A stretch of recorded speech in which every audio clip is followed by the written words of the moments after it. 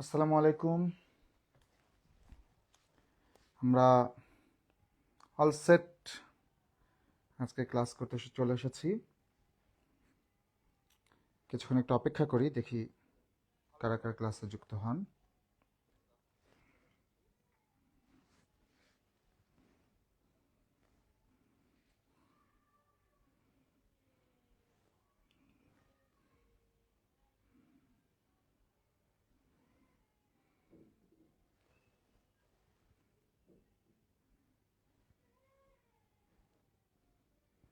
আমার কথা ঠিকঠাক মতো শোনা যাচ্ছে কিনা একটুখানি জানাবেন।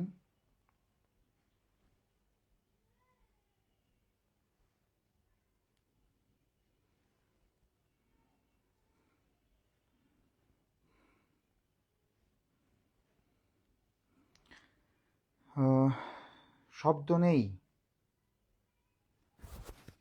শব্দ নেই। আচ্ছা, রিয়েলি শব্দ নেই?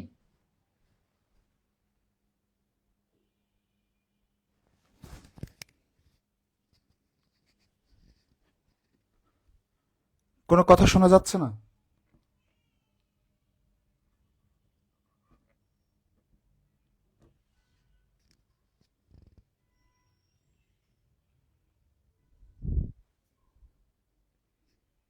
কথা শোনা যায় না?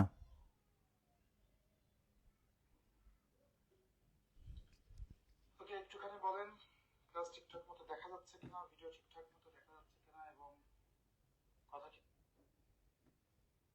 ঠিকঠাক মতো শোনা যাচ্ছে কিনা।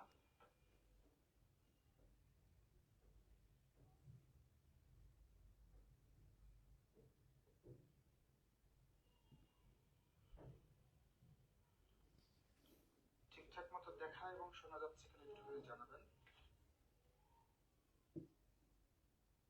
ওকে, সাউন্ড ক্লিয়ার। আচ্ছা,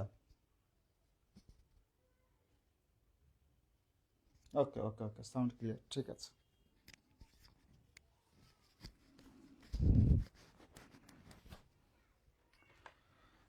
ওকে, তাহলে আমরা আজকে ক্লাসটা শুরু করে দিতে চাই।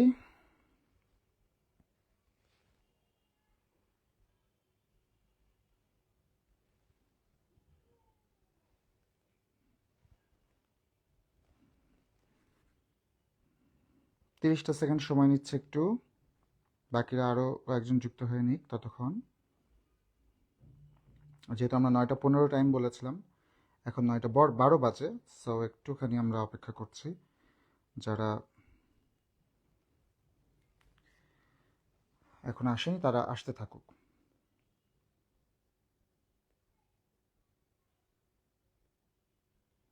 আশা করি আজকে সাউন্ড এবং ছবি দুইটাই ক্লিয়ার আছে, তাই না? সব ঠিকঠাক। ও, চমৎকার চমৎকার। পূর্বে ক্লাসে 7 মিনিট কথা শোনা যায়নি। পূর্বের ক্লাসে আমরা শেষের অংশটা করব। পূর্বের ক্লাসে আমার যত মনে পড়ে আমরা মোটামুটি যৌগিক ধ্বনি পর্যন্ত আমরা ঠিকঠাক কথাবার্তা শুনতে পেরেছি। অক্ষরের আলোচনায় গিয়ে আমাদের একটু সমস্যা হয়েছে, তাই না? তো আমরা ওখান থেকেই শুরু করতে চাই।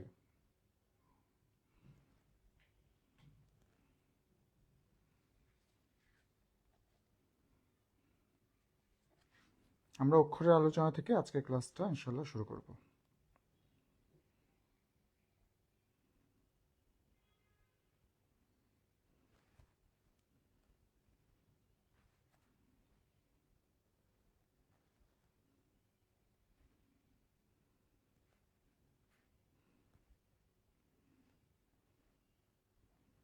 আমরা অক্ষরের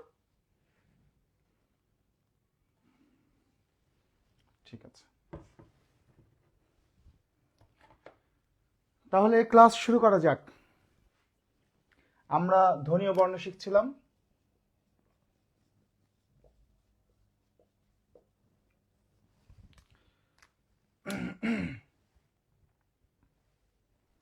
তাহলে আজকের ক্লাসে সবকিছু ঠিকঠাক, আলহামদুলিল্লাহ।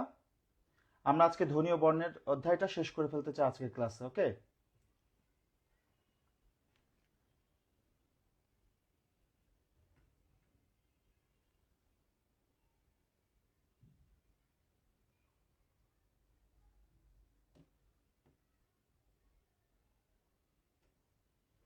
গত দিনের যে টপিকটা বোঝা যায়নি সেটা যেন আলোচনা করা হয়। আচ্ছা, ঠিক আছে, অবশ্যই সেটা সেই আলোচনা দিয়ে শুরু করবো আজকে ক্লাস।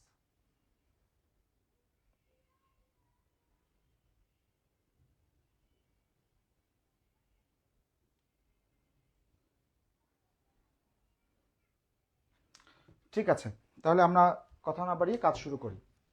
খেয়াল করেন, আমরা গতদিন যে আলোচনায় ছিলাম সেটা হচ্ছে আমরা এই রকম লিখেছিলাম মৌলিক ধ্বনি। আমরা মৌলিক ধ্বনিকে বলেছিলাম ভাঙা যায় না, আর একটা বলেছিলাম ভাঙলে একটি ধ্বনি পাওয়া যায়। যৌগিক ধ্বনি আলাপ আমাদের সেদিন শেষ হয়ে গিয়েছিল, তাই আমরা যৌগিক ধ্বনিতে আর যাচ্ছি না। আমরা এই জায়গাটায় ছিলাম যে যে সকল ধ্বনিকে ভাঙা যায় না সেগুলো স্বরধ্বনি, আর যে সকল ধ্বনিকে ভাঙলে একটি ধ্বনি পাওয়া যায় সেগুলো হচ্ছে ব্যঞ্জন ধ্বনি। আমরা উদাহরণ হিসেবে নিয়েছিলাম অ, এটাকে ভাঙা যায় না তাই মৌলিক ধ্বনি, আর ক, এটাকে ভাঙলে একটি ধ্বনি পাওয়া যায় তাই সেটা হচ্ছে যৌগিক ধ্বনি। আমরা এইভাবে জিনিসটাকে এটা ককে ভাঙলে একটি ধ্বনি পাওয়া যায়, যেটাকে ভাঙলে একটি ধ্বনি পাওয়া যায় সেটাও মৌলিক ধ্বনি। তাহলে যেটাকে ভাঙা যায় না সেটা হচ্ছে স্বরধ্বনি, যেটাকে ভাঙলে একটি ধ্বনি পাওয়া যায় সেটা হচ্ছে ব্যঞ্জন ধ্বনি। আমরা বলেছিলাম মৌলিক ধ্বনি দুই প্রকার, স্বরধ্বনি ও ব্যঞ্জন ধ্বনি। মৌলিক ধ্বনি কয় প্রকার বলেছিলাম? দুই প্রকার। কি কি? স্বরধ্বনি এবং ব্যঞ্জন ধ্বনি। তাই তো, এই পর্যন্ত হয়েছিল, ঠিক কিনা বলেন? এরপর থেকে শুরু করতে হবে, তাই না? একটু জানান তো, এরপর থেকে শুরু করবো না আমরা?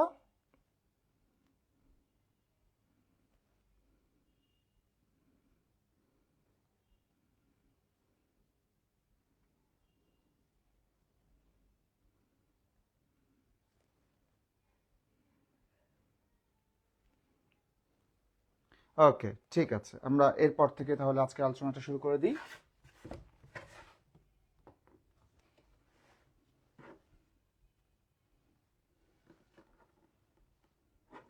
তো দেখেন, আমরা যেটা আলোচনা করছিলাম সেদিন, যে আলোচনাটা আপনারা শুনতে পাননি, সেটি ছিল এরকম যে আমরা যখন উচ্চারণ করছি তখন সেটা ধ্বনি, যখন লিখছি তখন সেটা বর্ণ। তার মানে ধ্বনির লিখিত রূপকে কি বলে? বর্ণ। ধ্বনির লিখিত রূপকে কি বলে? বর্ণ। তাহলে দেখেন, ধ্বনির লিখিত রূপ যদি বর্ণ হয়, তাহলে বর্ণের উচ্চারিত রূপ কি হবে? খুবই সিম্পল, ভাইস ভার্সা। ধ্বনির লিখিত রূপ যদি বর্ণ হয় তাহলে বর্ণের উচ্চারিত রূপ কি হবে? ধ্বনি। তাহলে ধ্বনির লিখিত রূপকে কি বলে? বর্ণ। বর্ণের উচ্চারিত রূপকে কি বলে? ধ্বনি। ঠিক আছে? অর্থাৎ যখন আমরা এই অ উচ্চারণ করছি তখন সেটা ধ্বনি, যখন লিখছি তখন সেটা বর্ণ। এখন বর্ণ আর অক্ষরের মধ্যে পার্থক্য কি? দেখেন, বর্ণ আমরা সবাই চিনি, অ থেকে চন্দ্রবিন্দু পর্যন্ত আমাদের মোট 50টি বর্ণ আছে। যেমন আমি যদি কয়েকটি উদাহরণ লিখি, নদ, নদী, ইলিশ, হরতাল, ভালোবাসা। খেয়াল করে দেখেন, বর্ণ আমরা সবাই চিনি, তাই না? দেখেন, নদ, এখানে কয়টা বর্ণ আছে? ন, দ, দুইটা বর্ণ। এখানে দুইটা বর্ণ, এখানে তিনটা বর্ণ, এখানে চারটা বর্ণ, এখানে চারটা বর্ণ। বর্ণ আমরা সবাই চিনি। অক্ষর কি জিনিস সেটা দেখি। অক্ষর হচ্ছে যখন আমরা কোনো শব্দ উচ্চারণ করি তখন অনেকগুলো ছোট ছোট ভাগে ভাগ করে উচ্চারণ করি। এই প্রত্যেকটি ছোট ছোট ভাগকে ইংরেজিতে বলা হয় সিলেবল, বাংলায় বলা হয় অক্ষর। বইয়ের ভাষায় কোন শব্দের যতটুকু অংশ ক্ষুদ্রতম প্রয়াসে উচ্চারণ করা যায় সেটা হচ্ছে অক্ষর। তার মানে আবারও বলছি, অক্ষর আমরা কিভাবে নির্ণয় করব? শব্দটাকে আমরা ধীরে ধীরে উচ্চারণ করব, উচ্চারণ করে দেখবো যে শব্দটাকে আমরা কত ভাগে ভাগ করে উচ্চারণ করছি। যতগুলো ভাগে ভাগ করে উচ্চারণ হবে ততগুলো অক্ষর। ক্লিয়ার? এখন খেয়াল করে দেখেন, তাহলে একটু উচ্চারণ করেন তো, এই শব্দটাকে উচ্চারণ করে জানান তো কয়বারে উচ্চারণ করলেন, কমেন্ট করেন। এটা একটু উচ্চারণ করে জানান কয়বারে উচ্চারণ হচ্ছে।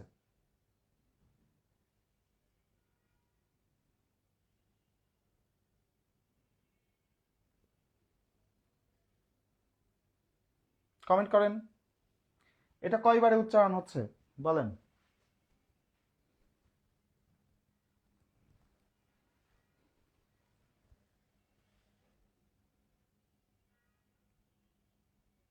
রাইট, দেখেন, নদ পুরোটা একবারে উচ্চারণ হয়ে যাচ্ছে না? নদ একবারে উচ্চারণ হয়ে যাচ্ছে, তাহলে এখানে অক্ষর কয়টা?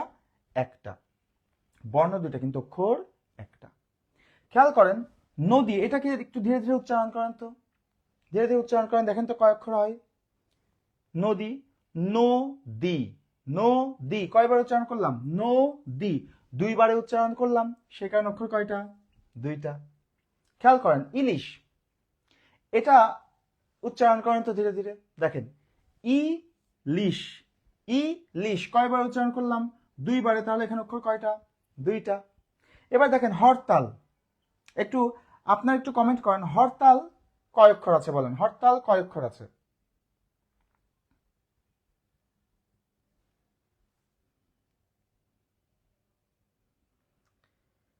হ্যাঁ, সঠিক উত্তর হরতাল, 2 অক্ষর আছে, কারণ হর তাল কয়বারে উচ্চারণ করছি? দুইবারে, তাহলে অক্ষর দুইটা। ঠিক আছে, এবার দেখেন এই শব্দটার দিকে তাকান, দেখেন এটা কয়বার উচ্চারণ করছে? ধীরে ধীরে উচ্চারণ করেন, দেখেন ভালোবাসা কয়বারে উচ্চারণ করলাম? 4বারে। ভালোবাসা, ভালোবাসা কয়বারে? 4বারে উচ্চারণ করলাম, তাহলে এখানে অক্ষর কয়টা? 4টা। কথা ক্লিয়ার? এইভাবে যে কোনো শব্দের মধ্যে কয়টি অক্ষর আছে এটা নির্ণয় করার জন্য ওই শব্দের দিকে তাকানোর প্রয়োজন নেই, শব্দটা শুধু উচ্চারণ করতে হবে, ধীরে ধীরে উচ্চারণ করে দেখতে হবে যে ওখানে কতগুলো ভাগে ভাগ করে উচ্চারণ করছি। এখন খেয়াল করে দেখেন, যদি আমরা তাহলে বলি যে মনে করেন একটা শব্দ আমরা বললাম অনুবীক্ষণ,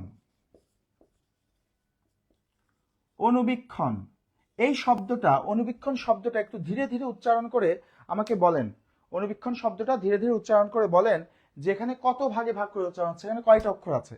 কমেন্ট করেন তো, অনুবীক্ষণ এই শব্দটিতে কয়টি অক্ষর আছে বলেন।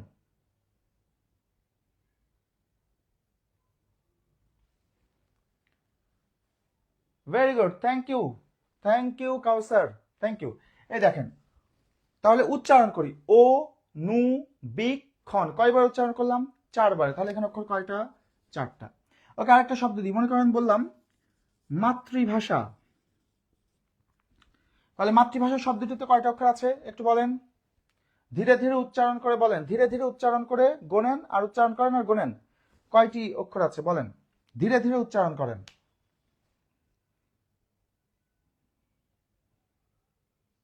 মাতৃভাষা,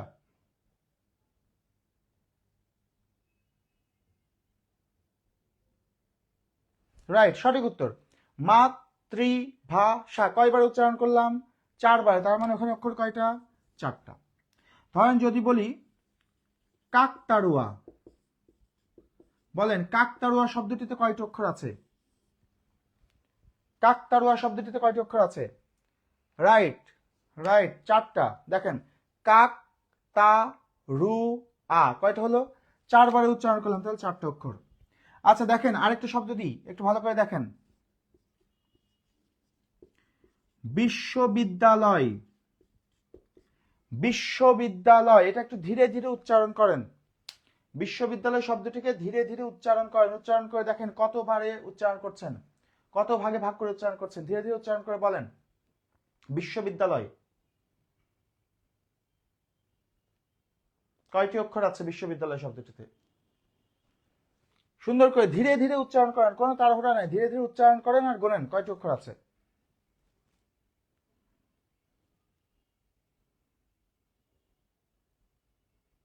কমেন্ট করেন।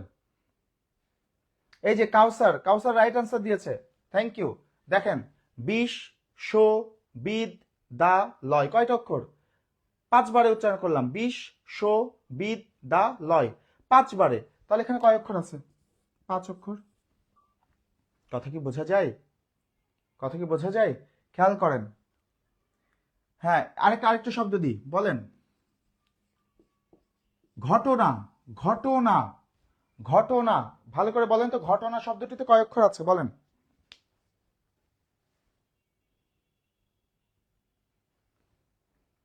সুন্দর করে ভেবে বলেন ঘটনা শব্দটিতে কয় অক্ষর আছে?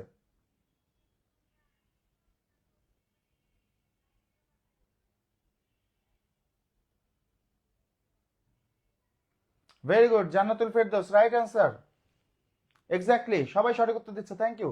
ঘ টো না 3বারে উচ্চারণ করছে, তার মানে এখানে অক্ষর কয়টা? 3টা। ওকে, আরেকটা শব্দ দিই, প্রাসঙ্গিক শব্দ দিই, একটা দিলাম বৈষম্য, 1 নম্বর দিলাম, আর 2 নম্বর দিলাম স্বৈরাচার।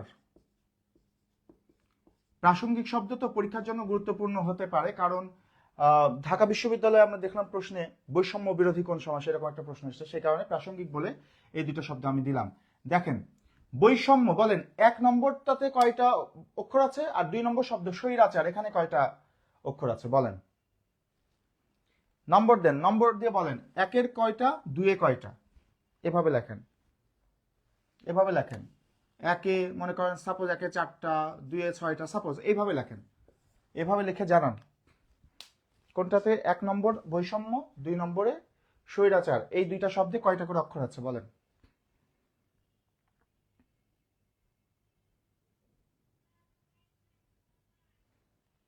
কাউসার বলছে আচ্ছা, একটু একটু একটু কাউসার ভুল হয়েছে, আরেকবার। জিলানি, জিলানি আপনার 2টা ঠিক হয়েছে। না জিলানি আপনারও হয়নি, একটু একটু আর একটু ভাবেন, আগে এই শব্দটা ভাবেন, শব্দটা কি, ধীরে ধীরে উচ্চারণ করেন। আর এই যে জিলানি বলছে 1-এ 3, এবার রাইট হয়েছে, 1-এ 3, বৈষম্যতে 3টা অক্ষর আছে, 3টা, কারণ দেখেন উচ্চারণ করেন বই সম মো, 3বার উচ্চারণ করলাম, তাহলে 3টা অক্ষর। স্বৈরাচারে কয়টা বলেন, এই যে জান্নাতুল ফেরদৌস রাইট আনসার দিয়েছে, স্বৈরাচারে 3টা, সই রা চার, 3বার উচ্চারণ করছে, তাহলে অক্ষর হচ্ছে 3টা। ঠিক আছে, তাহলে অক্ষর সংখ্যার জন্য কিন্তু শব্দের দিকে তাকানোর প্রয়োজন, শব্দ উচ্চারণ করতে হবে, শুধু উচ্চারণ করতে হবে, উচ্চারণ করে দেখতে হবে কত ভাগে ভাগ করে আপনি সেটাকে উচ্চারণ করছেন। আচ্ছা দেখেন আরেকটা শব্দ দিই, তাহলে এখনো পুরোটা ক্লিয়ার হয়নি তার মানে। আচ্ছা মনে করেন আমরা বললাম একটা শব্দ,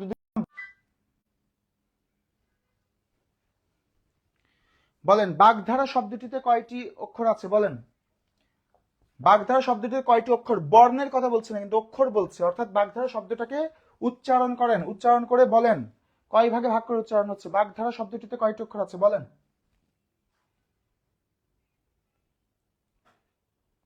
লেখেন বাগধারা শব্দটিতে কয়টি অক্ষর।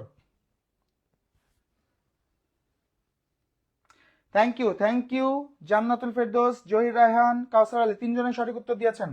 বাগ ধা রা কয় ভাগে উচ্চারণ করলাম, 3বারে উচ্চারণ করলাম, তাহলে এখানে অক্ষর কয়টা, 3টা। কথা কি ক্লিয়ার, অক্ষর জিনিসটা বুঝেছেন কিনা একটুখানি কমেন্ট করেন তো, অক্ষর নির্ণয়টা বুঝতে পারছেন কিনা।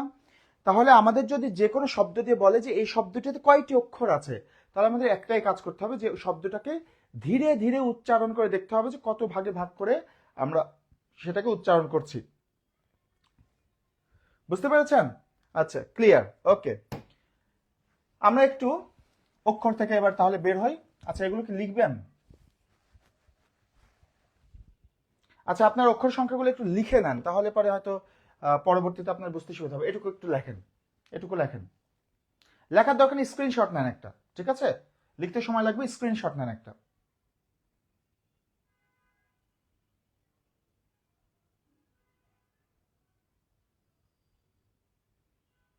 ওকে আসেন এবার আমরা একটু চলে যাব গুরুত্বপূর্ণ একটা জায়গায়।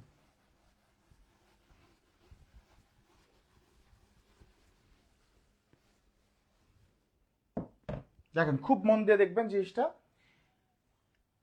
উচ্চারণের ভিত্তিতে স্বরধ্বনিকে 2 ভাগে ভাগ করা হয়। কিসের ভিত্তিতে? উচ্চারণের ভিত্তিতে।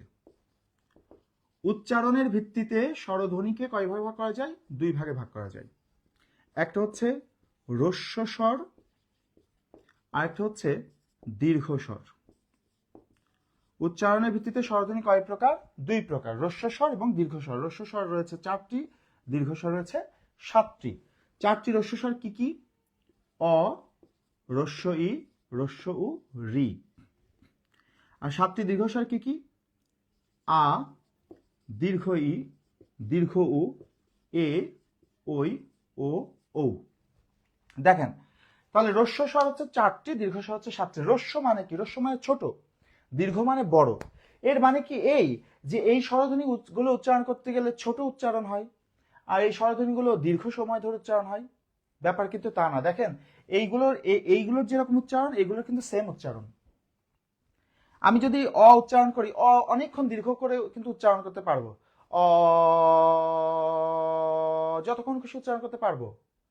তার মানে অধ্বনির উচ্চারণ ছোট হয় বলে তার নাম রস্বস্বর, কথাটা কিন্তু ঠিক না।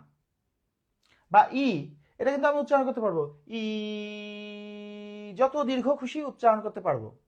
তার মানে ই ধ্বনির উচ্চারণ ছোট হয় বলে এর নাম কিন্তু রস্বস্বর না। তাহলে এখন প্রশ্ন হচ্ছে যে যেহেতু যদি এইগুলোর উচ্চারণ ছোট না হয় তাহলে এইগুলোর নাম কেন রস্বস্বর? আবার এইগুলোর উচ্চারণ যদি ওইটার মতোই হয় তাহলে এইগুলোর নাম কেন দীর্ঘস্বর? উচ্চারণে যদি ছোট বড় নাই হবে তাহলে এগুলো রস্বস্বর কেন, এগুলো দীর্ঘস্বর কেন? খেয়াল করেন খুব ভালো করে। তো আমরা সন্ধি শিখেছি 9-10, তাই না? সন্ধিতে আমরা একটা জিনিস দেখেছি, দেখেন এরকম দেখেছেন না, অ যোগ অ সমান আ হয় সন্ধির নিয়মে, ই যোগ ই সমান দীর্ঘ ই, উ যোগ উ সমান দীর্ঘ, এরকম পাইছেন না সন্ধির নিয়মে? তার মানে কি দেখেন, দুইটা অ মিলে একটা আ হয়, দুইটা ই মিলে একটা দীর্ঘই হয়, দুইটা উ মিলে একটা দীর্ঘ হয়। এইভাবে এই যে 7টা স্বরধ্বনি, এই 7টা স্বরধ্বনি প্রত্যেকটার মধ্যে একাধিক স্বরধ্বনি সুপ্ত অবস্থায় আছে।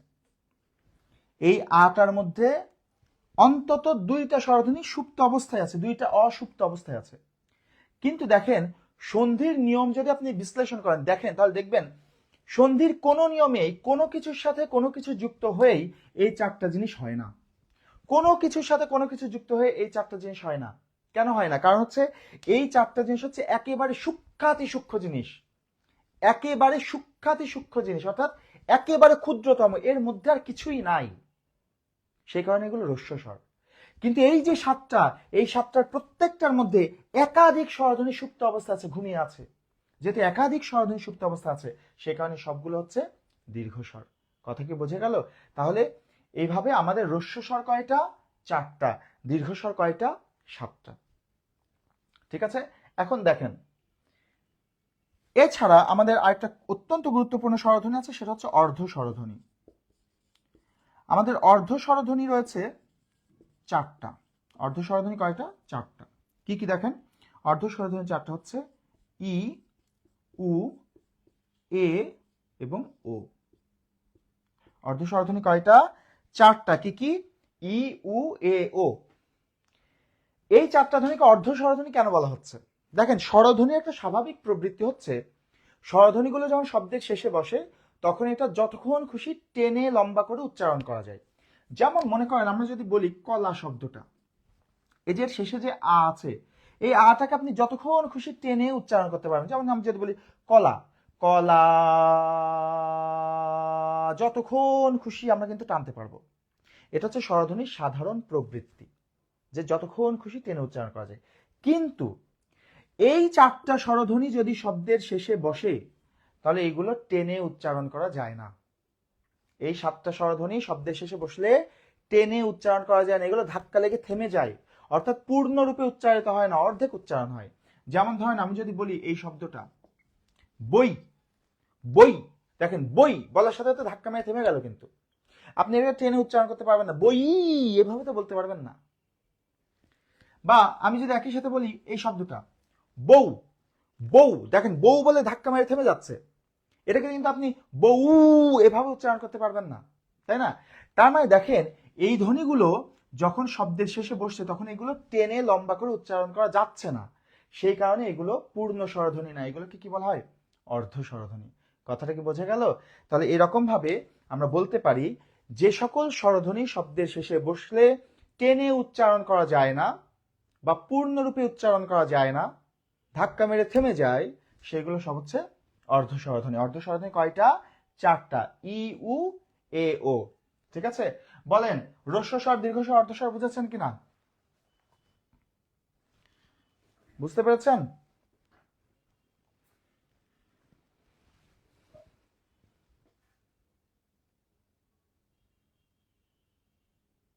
কমেন্ট করেন বুঝতে পেরেছেন কিনা,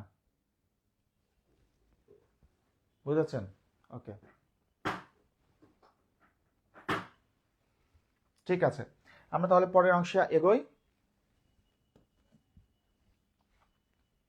চমৎকার, এটা একটা স্ক্রিনশট নেন প্রত্যেকটা জিনিসের, আমি যখন শেষ করবো একটা করে স্ক্রিনশট নেবেন, পরে আপনারা খাতায় সেটা নোট করবেন, ঠিক আছে?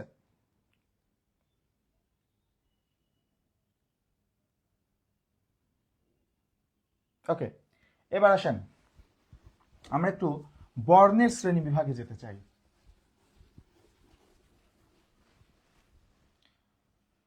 বর্ণের শ্রেণী বিভাগে যাব, খেয়াল করেন। বর্ণকে, রাকিব বলছেন আপনার ক্লাস করলে শান্তি লাগে। কি চমৎকার একটি কমেন্ট রাকিব, শান্তি লাগা কিন্তু খুব চমৎকার একটা বিষয়, একটা অন্যরকম ব্যাপার। Thank you. ওকে, আমরা এখন বর্ণের শ্রেণী বিভাগে যাই। দেখেন, বর্ণকে দুইটা দৃষ্টিকোণ থেকে শ্রেণীবিভক্ত করা যায়। কয়টা দৃষ্টিকোণ থেকে? দুইটা দৃষ্টিকোণ থেকে। দেখেন, খেয়াল করেন, প্রথমত বর্ণকে শ্রেণীবিভাগ করা যায় মাত্রার ভিত্তিতে। কিসের ভিত্তি? মাত্রার ভিত্তিতে। আরেকটা হচ্ছে ধ্বনির ভিত্তিতে। ধ্বনির ভিত্তিতে আমরা একটু পরে শিখবো, আমরা মাত্রার ভিত্তিতে শিখি। মাত্রার ভিত্তিতে আমাদের বর্ণ হচ্ছে 3 প্রকার। মাত্রার ভিত্তিতে বর্ণ কত প্রকার? 3 প্রকার। দেখেন কি কি? পূর্ণ মাত্রার বর্ণ, শূন্য মাত্রার বর্ণ, আর একটা হচ্ছে অর্ধমাত্রার বর্ণ। পূর্ণ শূন্য অর্ধ 32, 10, 8। পূর্ণ শূন্য অর্ধ 32, 10, 8। এখন দেখেন, যেহেতু মাত্রার ভিত্তিতে বর্ণের শ্রেণীবিভাগ করছে, তাহলে আমাদের জানা লাগবে মাত্রাটা কি। দেখেন, মাত্রা দুই ধরনের হয়। একটা হচ্ছে কবিতার ক্ষেত্রে মাত্রার ব্যবহার হয়। আমরা বিভিন্ন বইতে দেখি যে কবিতার ক্ষেত্রে লেখা থাকে যে এই কবিতার প্রতিটি চরণে 8 মাত্রার পূর্ণ পর্ব, 6 মাত্রার অপূর্ণ পর্ব এরকম থাকে, তাই না? ওইটা হচ্ছে কবিতার মাত্রা, ওই মাত্রার সাথে এই মাত্রার কোনো সম্পর্ক নাই। বর্ণের মাত্রাটা কি? খুব সিম্পল। ধরেন এই যে বর্ণটা লিখলাম অ, এই বর্ণটা কি হলো? হলো না। এর উপরে যে দাগটা দিতে হয়, এই দাগটাই হচ্ছে মাত্রা। তো এই দাগটা কখনো পুরো বর্ণের উপর থাকে, কখনো অর্ধেকটার উপর থাকে, কখনো থাকে না। এর ভিত্তিতে, এই দাগটার যে আকার, এটার ভিত্তিতে, এই মাত্রার ভিত্তিতে আমাদের বর্ণ 3 প্রকার: পূর্ণ মাত্রার বর্ণ, শূন্য মাত্রার বর্ণ এবং অর্ধমাত্রার বর্ণ। পূর্ণ মাত্রার বর্ণ 32টা, শূন্য মাত্রার বর্ণ 10টা, অর্ধমাত্রার বর্ণ 8টা। এখন খেয়াল করে দেখেন, মনে রাখবো কিভাবে? পূর্ণ মাত্রা বর্ণ, দেখেন মুখের মধ্যে যদি পূর্ণরূপে দাঁত থাকে, কয়টা দাঁত থাকে? থাপ্পড় মেরে তোর 32 দাঁত ফেলে দেবো। তাহলে পূর্ণরূপে দাঁত থাকলে 32টা দাঁত থাকে, পূর্ণ মাত্রা বর্ণ 32টা। শূন্য মাত্রার বর্ণ 10টা, এই যে একটা শূন্য আছে। আচ্ছা, 1 টাকার অর্ধেক কত? 8 আনা না? 1 টাকার অর্ধেক হচ্ছে 8 আনা। তো অর্ধেক মানে 8, একটা অর্ধেক হচ্ছে 8 আনা। ঠিক আছে, এভাবে মনে রাখতে পারেন। তো পূর্ণমাত্রা বর্ণ 32টা, শূন্য মাত্রা বর্ণ 10টা, অর্ধমাত্রা বর্ণ 8টা। খেয়াল করেন, অর্ধমাত্রা 8টা বর্ণ কি কি? অর্ধমাত্রা 8টা বর্ণ হচ্ছে ঋ, খগন, থ, ধপোষ। ঋ, খগন, থ, ধপোষ। দেখেন এগুলো সবগুলোরই অর্ধেক অর্ধেক করে মাত্রা আছে। এটাকে আপনার মনে রাখতে পারেন একটা লাইন দিয়ে, সেটা হচ্ছে এভাবে মনে রাখতে পারেন: গাধা শেখে ঋণ প্রথা। গাধা শেখে ঋণ প্রথা। এই লাইনটা মনে রাখলে আপনার অর্ধমাত্রা বর্ণ মনে রাখতে পারবেন। কেউ আবার মনে করেন না যে পরীক্ষায় যদি আসে অর্ধমাত্রা বর্ণ কোনটি, তাহলে তো আমি বর্ণ দেখলেই বুঝতে পারবো মাত্রা অর্ধেক আছে না পুরোটা আছে। এতটা এই মানে আবুলের মতো প্রশ্ন কিন্তু হবে না পরীক্ষায়। যদি পরীক্ষার প্রশ্ন আসে নিচের কোনটি অর্ধমাত্রার বর্ণ, তাহলে কোনো বর্ণের উপরে কিন্তু মাত্রা থাকবে না সে অপশনে। সেই কারণে এই ধরনের প্রশ্নের জন্য আমাদের অবশ্যই মুখস্থ থাকা লাগবে যে কোনগুলো অর্ধমাত্রার বর্ণ। ঠিক আছে, তাহলে গাধা শেখে ঋণ প্রথা, এই বাক্যটার মধ্যে যতগুলো বর্ণ আছে প্রত্যেকটাতেই অর্ধেক অর্ধেক মাত্রা আছে। কথা কি ক্লিয়ার হলো? তা এখন দেখেন, তাহলে অর্ধমাত্রা বর্ণ কয়টা? 8টা। শূন্য মাত্রার বর্ণ কয়টা? দেখলেই বোঝা যায় মাথায় কিছু নাই, টাক মাথা। এ, ওই, ও, ও, খণ্ডত, অনুস্বার, বিসর্গ, চন্দ্রবিন্দু। ও, আর দুটো বাদ গেছে, সরি, আমি আরেকবার লিখি। ও, ইও, এ, ওই, ও, ও, ও, ইও, খণ্ডত, অনুস্বার, বিসর্গ, চন্দ্রবিন্দু। এই হচ্ছে আমাদের 10টা হচ্ছে শূন্য মাত্রা বর্ণ। দেখেন এগুলোর কোনোটার উপর মাত্রা নেই, শূন্য মাত্রা বর্ণ। আর পূর্ণমাত্রার বর্ণ কোনগুলো? এগুলো বাদে বাকি যেগুলো আছে সেগুলো সবই পূর্ণমাত্রার বর্ণ। তাহলে পূর্ণমাত্রা বর্ণ কয়টা? মোট 32টা, শূন্য মাত্রা বর্ণ 10টা, অর্ধমাত্রা বর্ণ 8টা। কিন্তু খেলাটা আসলে এই জায়গায় না, খেলাটা অন্য জায়গায়। দেখেন যদি বলে অর্ধমাত্রা বর্ণ কয়টা, তাহলে তো আপনি বলে দেবেন 8টা। কিন্তু পরীক্ষায় তো প্রশ্ন আরো ভেঙে আসতে পারে। পরীক্ষা বলতে পারে অর্ধমাত্রার স্বরবর্ণ কয়টা। দেখেন তাহলে অর্ধমাত্রার যে আমাদের 8টা বর্ণের মধ্যে স্বরবর্ণ কোনটা বলেন তো? একটা, তাই না? শুধু রি। তাহলে অর্ধমাত্রার স্বরবর্ণ কয়টা? একটা। তাহলে অর্ধমাত্রার ব্যঞ্জন বর্ণ কয়টা? 7টা। 7 এর 8। তাহলে শূন্য মাত্রা বর্ণ মোট 10টা, এর মধ্যে স্বরবর্ণ কয়টা দেখেন তো? এই দেখেন 4টা। তাহলে শূন্য মাত্রার ব্যঞ্জন বর্ণ কয়টা? 6টা। 6 আর 4, 10। আমাদের স্বরবর্ণ মোট কয়টা আছে বর্ণমালায়? 11টা। তাহলে 4 আর 5টা চলে গেলে 11টার মধ্যে 5টা চলে গেলে আর 6টা থাকলো স্বরবর্ণ। তার মানে পূর্ণমাত্রা স্বরবর্ণ কয়টা? 6টা। 32টা থেকে 6টা বর্ণ চলে গেলে আর কয়টা থাকে? 26। তাহলে ব্যঞ্জন বর্ণ কয়টা? 26টা। কথা কি ক্লিয়ার? এইভাবে ভেঙে ভেঙে আমাদের মনে রাখতে হবে। তাহলে পূর্ণমাত্রার বর্ণ মোট 32টা, এর মধ্যে স্বরবর্ণ 6টা, ব্যঞ্জন বর্ণ 26টা। শূন্য মাত্রার আরেক নাম হচ্ছে মাত্রাহীন, শূন্য মাত্রার বা মাত্রাহীন বর্ণ মোট কয়টা? 10টা, এর মধ্যে স্বরবর্ণ 4টা, ব্যঞ্জন বর্ণ 6টা। অর্ধমাত্রা বর্ণ মোট 8টা, স্বরবর্ণ 1টা, ব্যঞ্জন বর্ণ 7টা। এটা ভালো করে খেয়াল করে মুখস্থ রাখতে হবে। পরীক্ষায় প্রশ্নটা আসলে কি রকম আসে সেটা লক্ষ্য রাখতে হবে। পরীক্ষায় প্রশ্ন আসলো যে অর্ধমাত্রা স্বরবর্ণ কয়টি। আমাদের যেটা সমস্যা হয়, আমরা পরীক্ষায় দেখি যদি কোনো প্রশ্ন কমন আসে আমাদের আর মাথা কাজ করে না। কমন আসলে মনে হয় ঢাই করে উত্তর করে চলে আসতে হবে। হ্যাঁ, আমাদের একটা প্রবণতা আছে যে কমন প্রশ্ন যেগুলো হবে সেগুলো আমি আগে তাড়াতাড়ি উত্তর করব, তারপরে আনকমন প্রশ্নগুলো একটু সময় নিয়ে ভাববো। এটা একটা ভুল প্রসেস। দেখেন, এটা আমাদের পরীক্ষায় একটা ভুল প্রসেস। কারণ যেই প্রশ্নটা আপনার কমন নাই সেটা 1 ঘন্টা ধরে ভেবেও লাভ নাই, কিন্তু যেই প্রশ্নটা আপনার কমন আছে এই প্রশ্নটার উত্তর ভুল হওয়া যাবে না। কারণ যেই প্রশ্নটা আপনার কমন নাই ওটার জন্য আপনার চান্স মিস হবে না। কিন্তু যেই প্রশ্নটা আপনার কমন আছে কিন্তু আপনি অসতর্কতাবশত ভুল উত্তর করে দিয়ে আসলেন, জানা প্রশ্নের উত্তর যদি ভুল করেন তাহলে কিন্তু চান্স হবে না। সে কারণে মনে রাখবেন, পরীক্ষার হলে যেই প্রশ্নগুলো কমন আসবে ওই প্রশ্নগুলোর প্রশ্নের সময় বেশি দিতে হবে, যাতে ওখান থেকে একটা প্রশ্নও মিস না যায়। জানা প্রশ্ন উত্তর যেন গুলি মারলে একটা ভুল না হয়, এটা সবসময় মাথায় রাখতে হবে। তাই জানা প্রশ্নের পেছনে সময় বেশি দেবেন। তাহলে খেয়াল করেন, যদি বলে অর্ধমাত্রা স্বরবর্ণ কয়টা, আপনি খেয়ালই করলেন না স্বরবর্ণ শব্দটা, আপনি ধাই করে মেরে দিয়ে আসলেন 8টা। আরে অর্ধমাত্রা বর্ণ কমন পড়ে গেছে 8টা। বাসায় এসে দেখলেন যে হাই অর্ধমাত্রা বর্ণ বলেন, অর্ধমাত্রা স্বরবর্ণ বলেছে। আমাদের ভুলগুলো কিন্তু এরকমই হয়। সেই কারণে দেখবেন আপনি পরীক্ষা দিয়ে এসে মেলাবেন যে 100টার মধ্যে 70টা হয়েছে, কিন্তু রেজাল্টে দেখবেন 60টা পড়ে না। দেখবেন কোনোদিনই আপনি মিলায়ে যতগুলো এমসিকিউ আপনার হিসাবে রাইট হবে, পরীক্ষার রেজাল্টে কোনোদিনই সেই সংখ্যক হয় না, 1টা 2টা হলেও কম হয়। কারণ ওইটাই যে আমরা পরীক্ষায় উত্তর করে এসেছি 1, কিন্তু আসলে প্রশ্নটা ছিল আরেক। সে কারণে পরীক্ষা দেওয়ার সময় এগুলো খুব লক্ষ্য রাখতে হবে। তাহলে আরেকবার, আমাদের মাত্রা ভিত্তিতে বর্ণ 3 প্রকার: পূর্ণমাত্রা, শূন্যমাত্রা এবং অর্ধমাত্রা। অর্ধমাত্রা বর্ণ 8টি, এর মধ্যে স্বরবর্ণ 1টি, ব্যঞ্জন বর্ণ 7টি।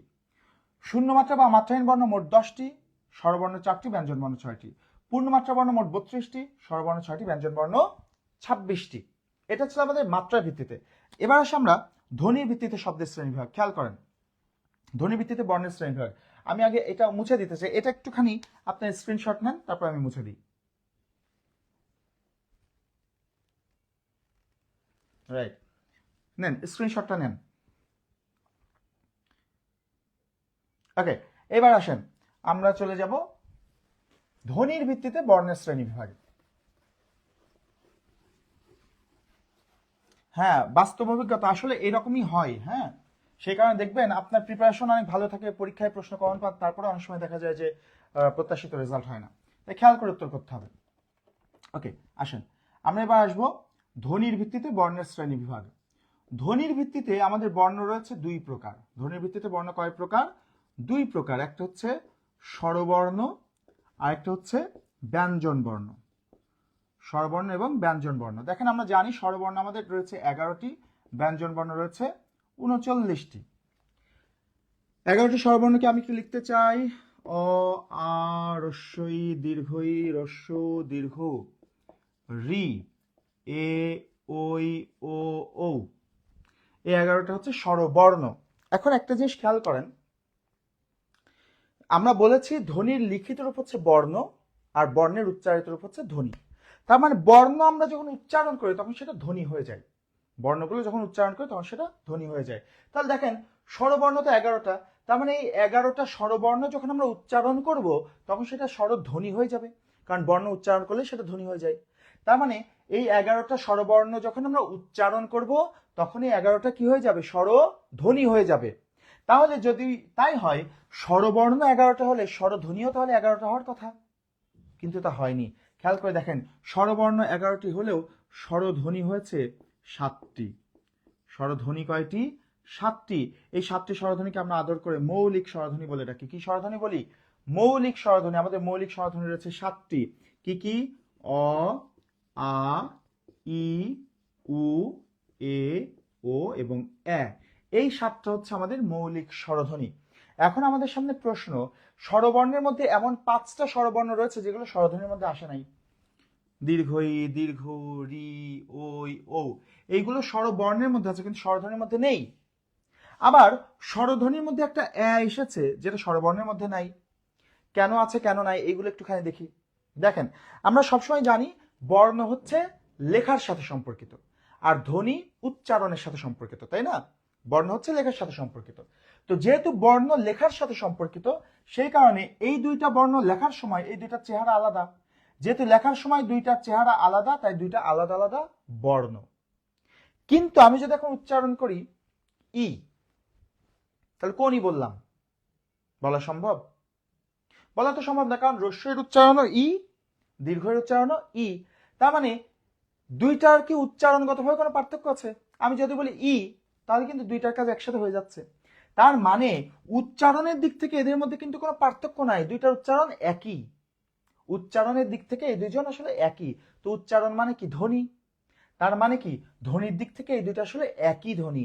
একবার ই বললেই দুইটা এর কাজই হয়ে যাচ্ছে, সে কারণে দুইটা মিলে একটাই ধ্বনি। ঠিক একইভাবে দেখেন, উ বললে, একবার উ বললে দুইটা ওর কাজই হয়ে যাচ্ছে না? হ্রস্বর উচ্চারণ উ, দীর্ঘর উচ্চারণ উ। তাহলে উ বললে দুইটার উচ্চারণই কিন্তু হয়ে যাচ্ছে। তার মানে এই দুইটা মিলে আসলে একটাই ধ্বনি, আলাদা কোনো উচ্চারণ না, দুইটা একই উচ্চারণ, তাই দুইটা মিলে একটা ধ্বনি। দেখেন, রিটা আমরা যখন উচ্চারণ করি তখন কিভাবে উচ্চারণ করি? এইভাবে, তাই না? রি। তাহলে খেয়াল করে দেখেন, এই যে রি উচ্চারণ করতে গেলে একটা র আসছে, র কি একটা ব্যঞ্জন ধ্বনি না? তাহলে যেহেতু রি উচ্চারণ করতে গিয়ে একটা ব্যঞ্জন ধ্বনি চলে আসছে, তাই এটা স্বরধ্বনির মধ্যে আসে নাই। কথা ক্লিয়ার? এখন খেয়াল করেন, ওই এবং ও, এই দুইটা কেন আসলো না? এই দুইটা কেন আসলো না, এর উত্তর গত ক্লাসে আমরা করেছিলাম। আমরা বলেছিলাম বাংলা বর্ণমালায় যৌগিক ধ্বনি আছে দুইটা। যৌগিক ধ্বনি কয়টা? দুইটা, ওই আর ও। এই দুটো হচ্ছে যৌগিক ধ্বনি, তাই না? কিন্তু দেখেন, স্বরধ্বনিগুলো কি মৌলিক ধ্বনি না যৌগিক ধ্বনি? দেখেন, তো আমরা বলছি মৌলিক ধ্বনি দুই প্রকার, স্বরধ্বনি এবং ব্যঞ্জন ধ্বনি। তার মানে সকল স্বরধ্বনি কোন ধ্বনি? মৌলিক ধ্বনি। সকল স্বরধ্বনি মৌলিক ধ্বনি, কিন্তু এই দুইটা কি? যৌগিক ধ্বনি। তো স্বরধ্বনি হতে হলে তো অবশ্যই তাকে মৌলিক ধ্বনি হতে হবে। তো যেহেতু এই দুইটা মৌলিক ধ্বনি না, এই দুইটা যেহেতু যৌগিক ধ্বনি, তাই স্বরধ্বনির মধ্যে আসবে না। কথা ক্লিয়ার? এইভাবে আমাদের 5টা বর্ণ ধ্বনির মধ্যে আসে নাই। আর এই যে এই এটা স্বরবর্ণের মধ্যে নাই, কিন্তু স্বরধ্বনির মধ্যে কেন আসলো? খুব সিম্পল, খেয়াল করেন কেন আসলে। এই কেনর মধ্যে উত্তর আছে, উচ্চারণ করেন। কেন? কেন? কে, এ উচ্চারণ করছি। উচ্চারণ মানে কি? ধ্বনি, তাই ধ্বনির মধ্যে এ আছে। লেখার সময় কি এ লিখেছি? লেখার সময় তো এ কার দিয়েছি। যেহেতু লেখার সময় এ লিখিনি, তাই ধ্বনির মধ্যে, বর্ণের মধ্যে এ নাই। কথা ক্লিয়ার? কারণ বর্ণ তো লেখার সাথে সম্পর্ক আর ধ্বনি উচ্চারণের সাথে। একইভাবে যদি আমরা বলি যেমন, দেখেন যেমন, যে, যে, এ উচ্চারণ করছি। উচ্চারণ মানে ধ্বনি, তাই ধ্বনির মধ্যে এ আছে। লেখার সময় কি এ লিখেছি? লেখার সময় এ কার লিখেছি। লেখার সময় যেহেতু এ লিখিনি, তাই বর্ণের মধ্যে এ নাই। কথা ক্লিয়ার? এইভাবে আমাদের স্বরবর্ণ 11টি হলেও মৌলিক স্বরধ্বনি রয়েছে কয়টি? 7টি। একই সাথে এটাও জেনে রাখা দরকার যে ব্যঞ্জন বর্ণ 39টি হলেও আমাদের কিন্তু মৌলিক ব্যঞ্জন ধ্বনি রয়েছে 30টি। মৌলিক ব্যঞ্জন ধ্বনি কয়টি? 30টি। মৌলিক ব্যঞ্জন ধ্বনি 30টি কেন হলো সেটা একটুখানি বলি। যেমন দেখেন, আমাদের দুইটা ন রয়েছে, মূর্ধন্য আর দন্ত ন। দুইটা ন এর উচ্চারণ কিন্তু একই রকম। দুইটা জ রয়েছে, অন্তস্থ জ আর বর্গীয় জ। দুইটার জ এর উচ্চারণ একই রকম। তালব্য স আর মূর্ধন্য স, এই দুইটার উচ্চারণ একই রকম। ত এবং খণ্ড ত, এই দুইটার উচ্চারণ একই রকম। ডয় বিন্দুর, আচ্ছা এরপরে দেখেন, আমরা যদি বলি অনুস্বার, বিসর্গ, চন্দ্রবিন্দু, এই তিনজনের একজনেরও নিজস্ব কোনো উচ্চারণ নাই। এরপরে দেখেন অন্তস্থ অ, অন্তস্থ অ, এটাও কোনো আমাদের হচ্ছে ব্যঞ্জন ধ্বনি না, কারণ অন্তস্থ অ, এটার উচ্চারণ অ এর মতো হয়। ঠিক আছে? তাহলে এটাও কোনো ব্যঞ্জন ধ্বনি না। তাহলে দেখেন এটাও কোনো, এর কোনো আলাদা উচ্চারণ নাই, এর কোনো আলাদা উচ্চারণ নাই, এর কোনো আলাদা উচ্চারণ নাই, এর কোনো আলাদা উচ্চারণ নাই। তাহলে এই চারটা ধ্বনি থেকে বাদ। আবার দেখেন এগুলোর মধ্যে এটা বাদ, এটা বাদ, এটা বাদ, এইটা বাদ। তাহলে কয়টা হলো? 1 2 3 4, চারটা বাদ চলে গেল। এখানে বাদ চলে গেল কয়টা? চারটা। 4 4 8টা বাদ চলে গেল। আরো দুইটা বাদ, আরো একটা বাদ যাবে। যেমন আমরা যখন বলছি উঁ, ইঁ, আর এই যে উঁ এবং ইঁ, দেখেন উঁ, ইঁ আর অনুস্বার এই তিনটা মিলে কিন্তু একই উচ্চারণ, এই তিনটার উচ্চারণ একই রকম। তাহলে এই তিনটার মধ্যে থেকে এই যে দুইটা বাদ চলে গেল, তিনটা মিলে একটা। তাহলে খেয়াল করেন আমাদের ব্যাপারটা কি দাঁড়ালো, দুইটা ন মিলে একটা ধ্বনি, তাহলে দুইটার মধ্যে একটা বাদ গেল। দুইটা জ মিলে একটা ধ্বনি, তাহলে দুইটার মধ্যে একটা বাদ গেল। দুইটা স মিলে একটা ধ্বনি, তাহলে দুইটার মধ্যে একটা বাদ গেল। এই দুইটা মিলে একটা ধ্বনি, তাহলে দুইটার মধ্যে একটা বাদ গেল। এই তিনটার উচ্চারণ একই রকম, এই তিনটার উচ্চারণ একই রকম। তার মানে এই তিনটার মধ্যে থেকে একটা যাবে, একটা নেওয়া হবে, আর দুইটা বাদ যাবে। আর এখানে এটা বাদ যাবে, এটা বাদ যাবে, এটা বাদ যাবে। এবার দেখেন তাহলে 4টা 5টা 6টা 7টা 8টা 9টা, এই 9টা ধ্বনি আমাদের ব্যঞ্জন বর্ণ থেকে ধ্বনিতে আসলে এই 9টা ধ্বনি বাদ পড়ে যাচ্ছে, কারণ এই 9টার আলাদা কোনো উচ্চারণ নাই। সেই কারণে ব্যঞ্জন বর্ণ 39টি হলেও ব্যঞ্জন ধ্বনি কয়টি? 30টি। একটুখানি আমাকে কমেন্ট করে জানান যে এই যে স্বরবর্ণ 11টি হলো, স্বরধ্বনি 7টি, ব্যঞ্জন বর্ণ 39টি হলো, ব্যঞ্জন ধ্বনি যে 30টি, এই জিনিসটা বুঝতে পেরেছেন কিনা একটুখানি কমেন্ট করে জানান। এটুকু বুঝতে পেরেছেন কিনা?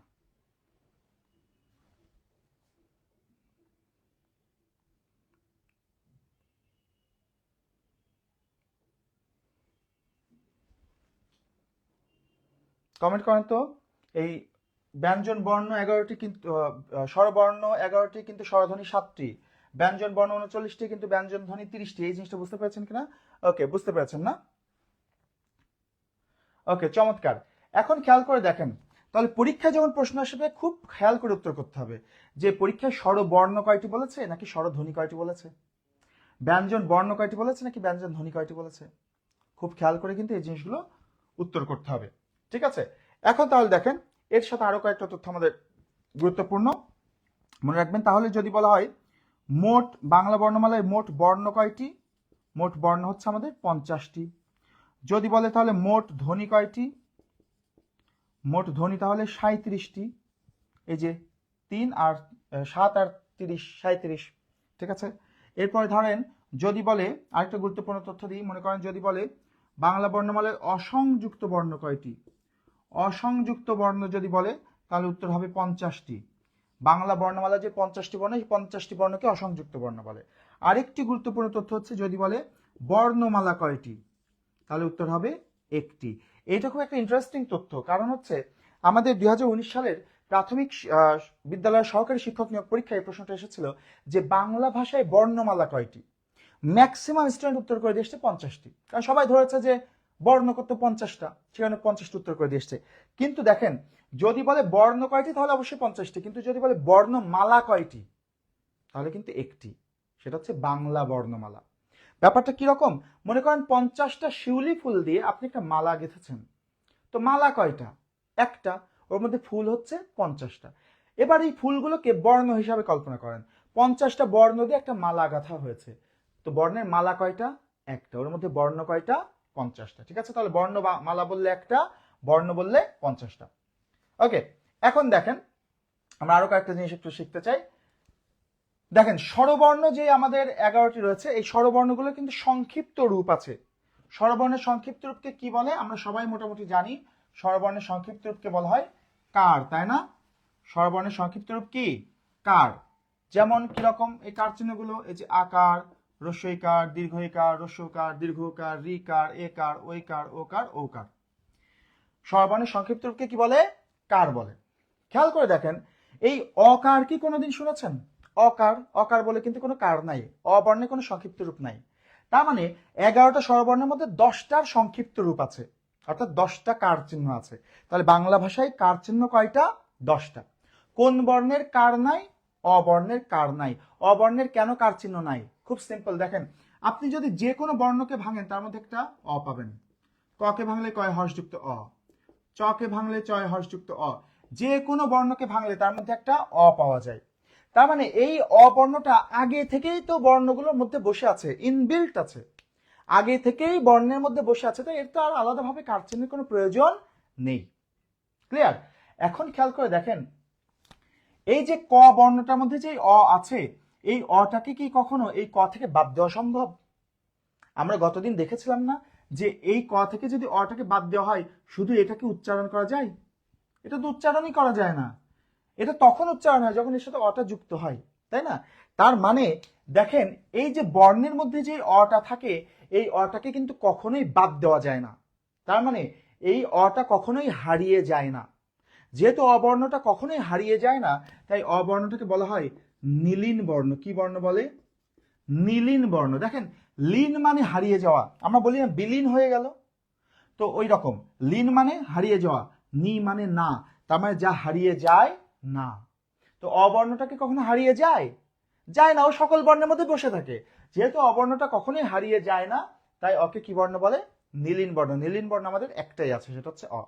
তাহলে আরেকবার বলছি জিনিসটা, স্বরবর্ণের সংক্ষিপ্ত রূপকে কি বলে? কার বলে। কার কয়টা? 10টা। কোন বর্ণের কার নাই? অবর্ণের কার নাই। অকে কি বর্ণ বলে?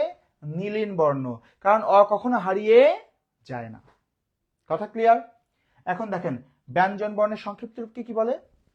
ফলা। আমরা জানি ব্যঞ্জন বর্ণের সংক্ষিপ্ত রূপ হচ্ছে ফলা। তো ফলা হচ্ছে আমাদের 6টি। ফলা কয়টি? ফলা 6টি।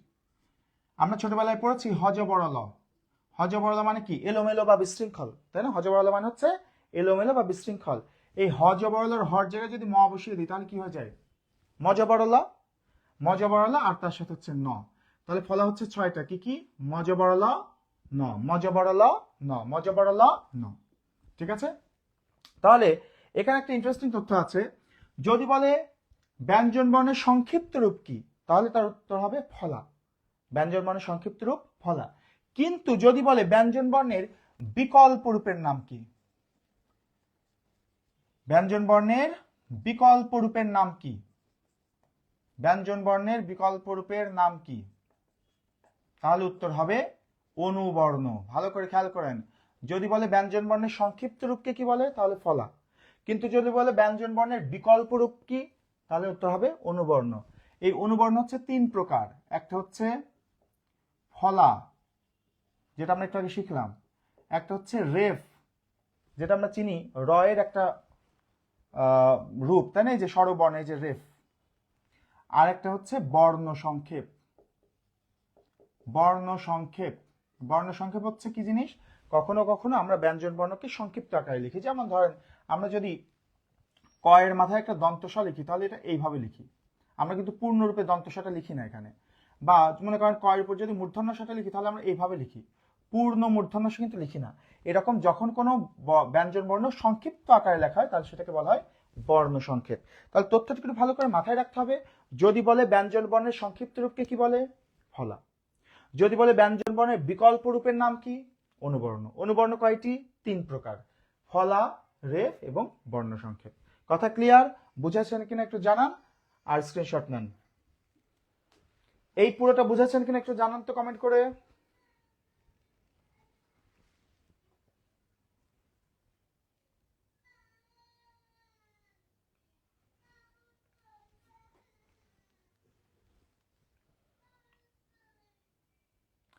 বোঝা গিয়েছে এইটুকু? ওকে, স্ক্রিনশট নেন একটা সুন্দর করে।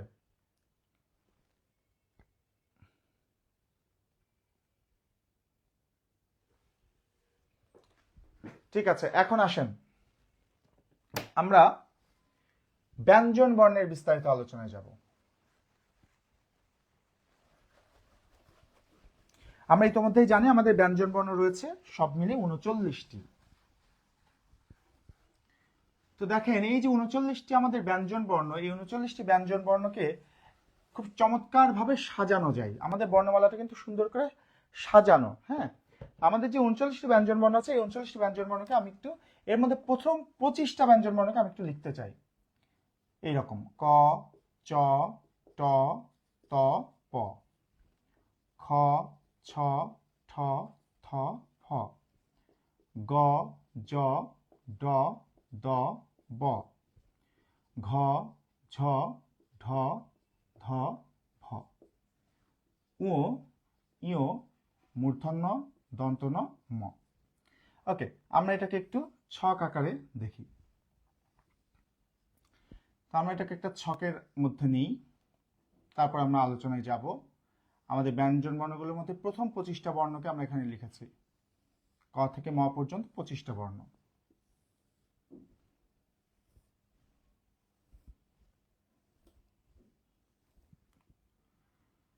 খেয়াল করেন,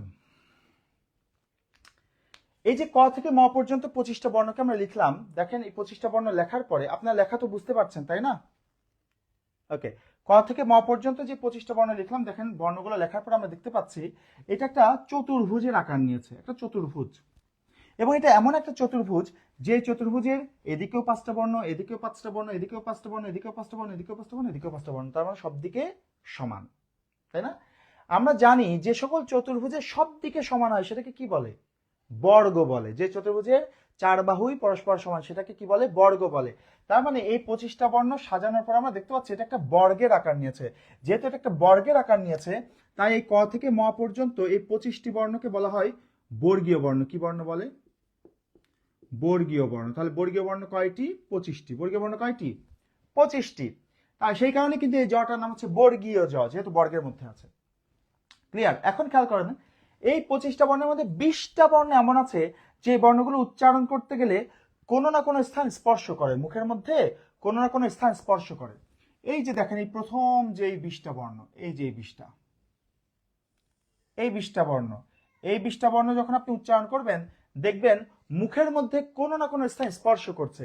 যেহেতু এই বর্ণ 20টা বর্ণ উচ্চারণ করতে গেলে মুখের মধ্যে কোনো না কোনো স্থান স্পর্শ করে, তাই এই 20টা বর্ণকে বলা হয় স্পর্শ বর্ণ। কি বর্ণ বলে? স্পর্শ বর্ণ। তাহলে স্পর্শ বর্ণ কয়টা? 20টা। স্পর্শ বর্ণগুলো আরেকটা নাম আছে, এগুলোকে বলে স্পৃষ্ট ব্যঞ্জন। কি বলা হয়? স্পৃষ্ট ব্যঞ্জন। স্পৃষ্ট মানে হচ্ছে যা স্পর্শ করছে। যেহেতু এই 20টা বর্ণ মুখের মধ্যে স্পর্শ করছে, তাই এর নাম হচ্ছে স্পৃষ্ট ব্যঞ্জন। তো স্পৃষ্ট ব্যঞ্জন তাহলে কয়টা? 20টা। আমাদের নবম দশম শ্রেণীর পুরাতন বোর্ড ব্যাকরণ বইতে কিন্তু স্পর্শ বর্ণকেও 25টাই বলা হয়েছে, কিন্তু নতুন বোর্ড ব্যাকরণ বইতে এটা ঠিক করে দেওয়া হয়েছে, এটা 20টি করে দেওয়া হয়েছে। এবং বাংলা একাডেমির প্রমিত বাংলা ভাষার ব্যাকরণ যেটা, সেখানেও কিন্তু 20টিই লেখা আছে। তাহলে মনে রাখবেন, ক থেকে ম পর্যন্ত 25টি বর্ণকে কি বলে? বর্গীয় বর্ণ। তাহলে বর্গীয় বর্ণ কয়টা? 25টা। কিন্তু স্পর্শ বর্ণ কয়টা? 20টা। স্পৃষ্ট ব্যঞ্জন কয়টা? 20টা। ঠিক আছে? এখন দেখেন আমাদের আরো কিছু বর্ণ আছে, আমরা একটু লিখি। যেমন আমাদের রয়েছে অঘোষ বর্ণ, ঘোষ বর্ণ, অতে অল্প প্রাণ, মতে মহাপ্রাণ, অতে অল্প প্রাণ, মতে মহাপ্রাণ, নাতে নাসিক্য। ভালো করে দেখেন অঘোষ কি আর ঘোষ কি। বইয়ের ভাষায় যে সকল ধ্বনি উচ্চারণের সময় স্বরতন্ত্রী অনুরণিত হয় সেগুলো ঘোষ ধ্বনি, যে সকল ধ্বনি উচ্চারণের সময় স্বরতন্ত্রী অনুরণিত হয় না সেগুলো হচ্ছে অঘোষ ধ্বনি। সোজা কথায় যে সকল ধ্বনি উচ্চারণের সময় ঘর্ষণ কম লাগে সেগুলো হচ্ছে অঘোষ ধ্বনি, আর যদি বেশি ঘর্ষণ লাগে তাহলে সেগুলো ঘোষ ধ্বনি। যেমন ধরেন আপনি যদি উচ্চারণ করেন ক, ক, দেখেন আলতো করে একটা টোকা দিয়ে চলে আসছে, কোনো ঘর্ষণের মধ্যে কিন্তু যাচ্ছে না, সেই কারণে এটা অঘোষ ধ্বনি। কিন্তু যদি উচ্চারণ করেন এটা গ, গ, দেখেন জোরে একটা ঘর্ষণ লাগছে, যেহেতু জোরে ঘর্ষণ লাগছে তাই এটা ঘোষ ধ্বনি। ঠিক একইভাবে যদি উচ্চারণ করেন চ, দেখেন চ, আলতো করে, নরম করে, কোমল করে, মোলায়েম করে, স্পর্শ করে চলে আসছে, কোনো জোরে ঘর্ষণ লাগছে না, তাই এটা অঘোষ ধ্বনি। কিন্তু যদি উচ্চারণ করেন জ, জ, দেখেন জোরে একটা ঘর্ষণ লাগছে, সেই কারণে এটা ঘোষ ধ্বনি। ঠিক আছে? তাহলে ঘর্ষণ বেশি লাগলে ঘোষ, ঘর্ষণ কম লাগলে অঘোষ। আপনারা সিম্পলি মনে রাখতে পারেন, এই যে আমাদের 5টা বর্গ, ক বর্গ, চ বর্গ, ট বর্গ, ত বর্গ এবং প বর্গ, এই 5টি বর্গের মধ্যে প্রত্যেকটি বর্গের প্রথম 2টি বর্ণ হচ্ছে অঘোষ। প্রথম 2টি বর্ণ অঘোষ, পরের 3টি বর্ণ ঘোষ। প্রথম 2টি অঘোষ, পরের 3টি ঘোষ। প্রথম 2টি অঘোষ, পরের 3টি ঘোষ। এবার আসেন অল্প প্রাণ আর মহাপ্রাণে। ভালো করে খেয়াল করে দেখেন, অত অল্প প্রাণ, মতে মহাপ্রাণ। অল্প প্রাণ মহাপ্রাণ কি জিনিস?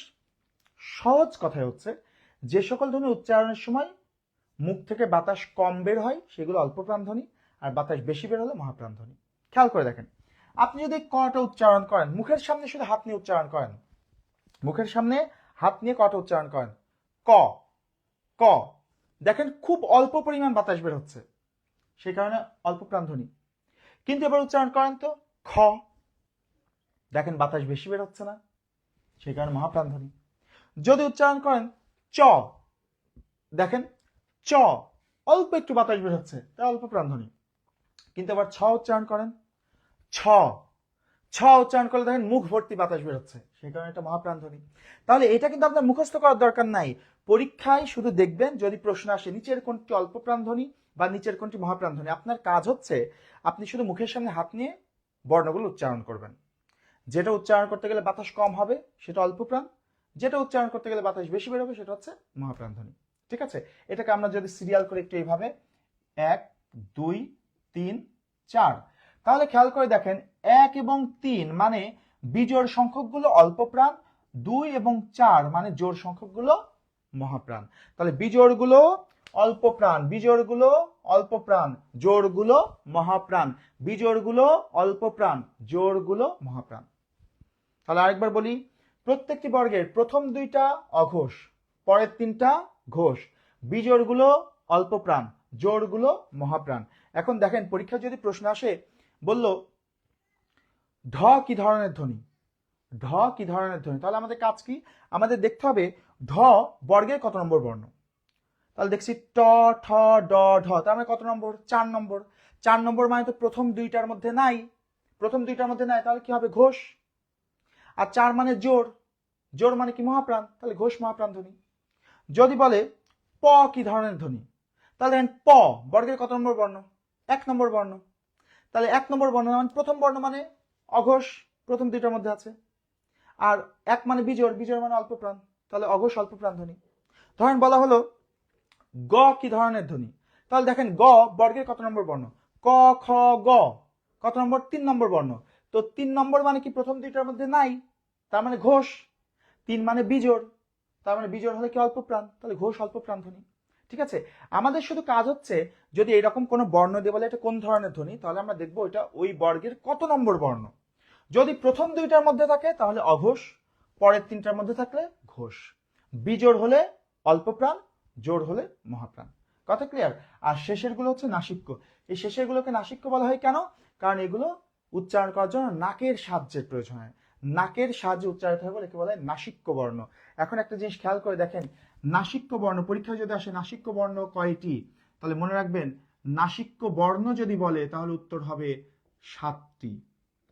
নাসিক্য বর্ণ কয়টি? নাসিক্য বর্ণ বললে 7টি। কেন 7টি? দেখেন এই যে এখানে 5টি তো আছেই, এখানে 5টি আছে, এই 5টার সাথে আমাদের যুক্ত হবে 2টা বর্ণ, অনুস্বার এবং চন্দ্রবিন্দু। তাহলে 5 আর 2 7টা হচ্ছে আমাদের নাসিক্য বর্ণ। ঠিক আছে, আর যদি বলে নাসিক্য ধ্বনি কয়টা, নাসিক্য ধ্বনি কয়টা বললে উত্তর হবে 3টি। নাসিক্য ধ্বনি বললে কয়টা হবে? 3টি। কি কারণে 3টি? দেখেন কারণ হচ্ছে, প্রথম কথা হচ্ছে উও, ইও এবং অনুস্বার, এই তিনটার উচ্চারণ একই রকম। আমরা তো একটু আগেই ব্যঞ্জন ধ্বনির মধ্যে দেখেছিলাম এই তিনটার উচ্চারণ একই রকম। মূর্ধন্য ন আর দন্ত ন, এই দুইটার উচ্চারণ একই রকম, তাই এই দুইটা মিলে একটা ধ্বনি, আর একটা হচ্ছে ম। তাহলে এই তিনটা মিলে একটা ধ্বনি, এই দুইটা মিলে একটা ধ্বনি, আর ম একটা ধ্বনি, এই হচ্ছে 3টা।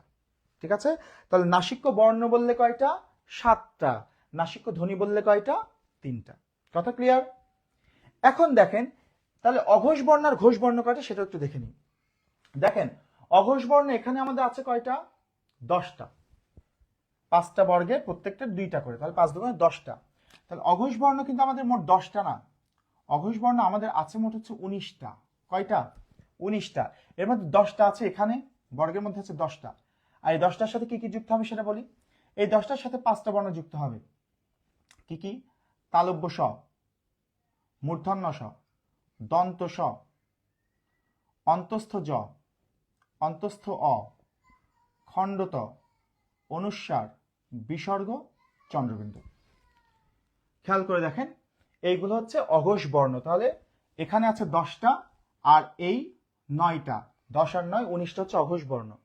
আর যদি বলে একইভাবে যে ঘোষ বর্ণ কয়টি, ঘোষ বর্ণ কিন্তু আমাদের মোট 20টি। এখানে আছে 15টা, এই যে 5টি বর্গের প্রত্যেকটাই 3টা 3টা করে, 3 5 15টা। তাহলে এর মধ্যে আছে 15টা, আর এই 15টার সাথে যুক্ত হবে কি কি? র, ডয় বিন্দু র, ঢয় বিন্দু র, ল, হ।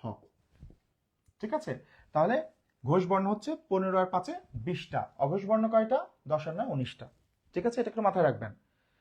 এখন খেয়াল করেন, এই যে বর্ণগুলো, এই বর্ণগুলো কিন্তু উচ্চারণ স্থান অনুযায়ী আলাদা আলাদা নাম আছে। যেমন ক বর্গীয় বর্ণগুলোকে বলা হয় কণ্ঠবর্ণ। কি বর্ণ? কণ্ঠবর্ণ। চ বর্গীয়গুলোকে বলা হয়, আমি একটু পাশে সরিয়ে লিখি,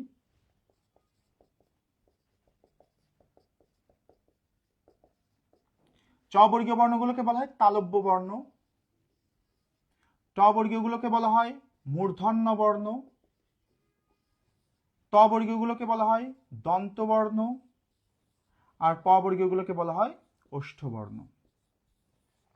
তাহলে আবার একটু দেখি, ক বর্গীয় বর্ণগুলোকে কি বলা হয়? কণ্ঠবর্ণ। এই দেখেন, ক তে কণ্ঠ। চ বর্গীয়গুলোকে কি বলা হয়? তালব্য বর্ণ। ট বর্গীয় বর্ণগুলো দেখেন, ট ঠ ড ঢ মূর্ধন্য, সেই কারণে এগুলো মূর্ধন্য বর্ণ। ত থ দ ধ দন্ত ন, তাই যে দন্ত বর্ণ। আর প ফ ব ভ ম ওষ্ঠবর্ণ। কেন? কারণ প ফ ব ভ ম উচ্চারণ করতে গেলে দুই ঠোঁট মিলিত হয়, ওষ্ঠ মানে ঠোঁট, যেহেতু ঠোঁটের মিলনে উচ্চারিত হয় তাই এটাকে বলা হয় ওষ্ঠবর্ণ। তাহলে ক বর্গীয় বর্ণগুলো কণ্ঠ, চ বর্গীয়গুলো তালব্য, ট বর্গীয়গুলো মূর্ধন্য, ত বর্গীয়গুলো দন্ত, প বর্গীয়গুলো ওষ্ঠবর্ণ। কথা ক্লিয়ার? এবার খেয়াল করে দেখেন, আমাদের এর বাইরেও কিছু বর্ণ আছে। যেমন আমাদের স আছে 3টা। স কি কি আছে? একটা আছে তালব্য স, একটা আছে মূর্ধন্য স, একটা আছে দন্ত স। এছাড়া আমাদের রয়েছে অন্তস্থ জ, র, ল। অন্তস্থ জ এর মতো আরেকটা বর্ণ আছে, পাশে বসাই দিলাম অন্তস্থ অ। র আরো 2টা আছে, পাশে বসাই দিলাম ডয় বিন্দু ঢয় বিন্দু। এখন খেয়াল করেন ব্যাপারটা কি দাঁড়ালো তাহলে। তালব্য বর্ণ তাহলে আমাদের মোট কয়টা? এই দেখেন, 5 আর 3 এ 8টা। মূর্ধন্য বর্ণ কয়টা? 5 আর 4 এ 9টা। দন্ত বর্ণ কয়টা? 5 আর 2 এ 7টা। ঠিক আছে, তাহলে মূর্ধন্য কয়টা? মূর্ধন্য বর্ণ 9টা। মনে রাখার উপায় দেখেন, মূর্ধন্য শেষে একটা ন আছে না, তো ন তে 9, তাহলে মূর্ধন্য বর্ণ 9টা। দন্ত বর্ণ দেখেন, দন্ত মানে কি? দাঁত, তো দাঁতের সাথে মিলে গেল 7, দাঁত 7 মিলে যায় না, তাই দন্ত বর্ণ কয়টা? 7টা। আর 7 আর 9 মাঝখানে একটাই থাকে, তালব্য বর্ণ কয়টা? 8টা। তাহলে মূর্ধন্য 9টা, দন্ত 7টা, তালব্য 8টা। মূর্ধন্য 9টা, দন্ত 7টা, তালব্য 8টা, বাকিগুলো 5টা করে। কথা ক্লিয়ার? এই তথ্যগুলো কিন্তু অত্যন্ত গুরুত্বপূর্ণ। দেখেন, এছাড়া আমাদের আরো কয়েকটি বর্ণ আমরা লিখতে চাই। যেমন আমাদের রয়েছে উষ্ম বর্ণ। উষ্ম বর্ণ আমাদের 4টি। উষ্ম বর্ণ কয়টি? 4টি। কি কি? তালব্য স, মূর্ধন্য স, দন্ত স, হ। এই 4টাকে কি বলা হয়? উষ্ম বর্ণ। কেন উষ্ম বর্ণ বলা হয়? কারণ এই 4টা বর্ণ উচ্চারণের সময় যতক্ষণ খুশি বাতাস ধরে রাখা যায়। যেমন আপনি যদি স উচ্চারণ করেন, স, এভাবে যতক্ষণ বলবেন ততক্ষণ বাতাস বের হবে। হ, যতক্ষণ বলবেন ততক্ষণ বাতাস থাকবে মুখের মধ্যে। সেই কারণে এই বর্ণগুলোকে বলা হয় উষ্ম বর্ণ। তাহলে উষ্ম বর্ণ কয়টা? 4টা। তালব্য স, মূর্ধন্য স, দন্ত স, হ। এটাকে আপনারা বলবেন কিভাবে? দেখেন, এখানে কয়টা স আছে? 3টা স আর একটা হ। মনে করেন এই 3টা শকে এক জায়গায় হতে বলবো। 3 স 1 হ, 3 স 1 হ, 3 স 1 হ। উষ্ম বর্ণ কয়টা? 4টা। কি কি? 3 স 1 হ। ঠিক আছে, এখন দেখেন উষ্ম বর্ণ বললে 4টা, কিন্তু যদি বলে উষ্ম ধ্বনি কয়টা? উষ্ম ধ্বনি বললে কিন্তু উত্তর হয়ে যাবে 3টা। উষ্ম ধ্বনি বললে কয়টা হবে? 3টা। কি কারণে বলেন? কারণ হচ্ছে এই যে তালব্য স আর মূর্ধন্য স, এই দুইটার উচ্চারণ তো একই রকম, দুইটার উচ্চারণ তো স স। তাহলে যেহেতু দুইটার উচ্চারণ একই রকম, তাই দুইটা মিলে একটা ধ্বনি, এটা একটা ধ্বনি, এটা একটা ধ্বনি। তাহলে উষ্ম বর্ণ বললে 4টা, কিন্তু উষ্ম ধ্বনি বললে 3টা। এখন খেয়াল করেন, এই যে 3টা স, এই 3টা শকে আবার একসাথে বলে শীষ ধ্বনি, শীষ বর্ণ। তাহলে শীষ বর্ণ কয়টা? 3টা। শীষ বর্ণ 3টা। কি কি? এই 3টা স, তালব্য স, মূর্ধন্য স, দন্ত স। শীষ বর্ণ 3টা। কিন্তু যদি বলে শীষ ধ্বনি কয়টা? শীষ ধ্বনি বললে কিন্তু উত্তর হবে দুইটা। শীষ ধ্বনি কয়টা হবে? দুইটা। কারণ কি, এই দুইটা স মিলে একটা ধ্বনি আর এই স একটা ধ্বনি। ক্লিয়ার? খুব ছোট্ট ছোট্ট সূক্ষ্ম সূক্ষ্ম জিনিস, কিন্তু খুব খেয়াল করে উত্তর করতে হবে যে পরীক্ষায় উষ্ম বর্ণের কথা বলছে না উষ্ম ধ্বনির কথা বলছে, শীষ বর্ণের কথা বলছে না শীষ ধ্বনির কথা বলছে, ভালো করে খেয়াল করে উত্তর করতে হবে। তাহলে আরেকবার, উষ্ম বর্ণ কয়টা? চারটা।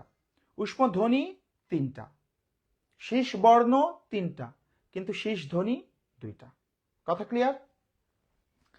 এছাড়া আমাদের রয়েছে অন্তঃস্থ বর্ণ। দেখেন, অন্তঃস্থ বর্ণ রয়েছে আমাদের চারটা। অন্তঃস্থ বর্ণ কয়টা? চারটা। কি কি? অন্তঃস্থ জ, র, ল, ব। এই চারটাকে বলে অন্তঃস্থ বর্ণ। অন্তঃস্থ জ, র, ল, ব কে অন্তঃস্থ বর্ণ বলে। কেন অন্তঃস্থ বর্ণ বলে সেটা দেখেন।